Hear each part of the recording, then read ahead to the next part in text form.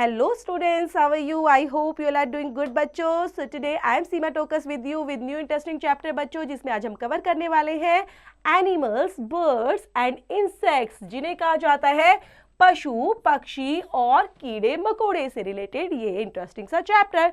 तो बच्चों स्टार्ट करते हैं. Now students, birds and insects, पक्षी और कीड़े मकोड़े. तो पढ़ेंगे बच्चों.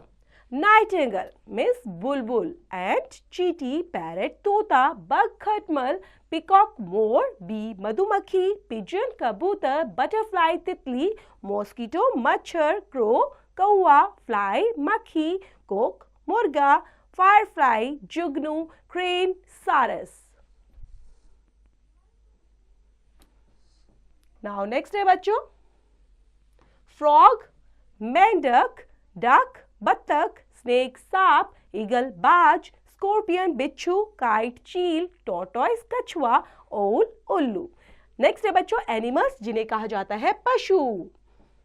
ओक्स बैल, एस गधा, मंकी बंदर, बफेलो भैंस, रैबिट खरगोश, कैट बिल्ली, टाइगर चीता, कैमल ऊंट, एलिफेंट हाथी, काऊ गाय.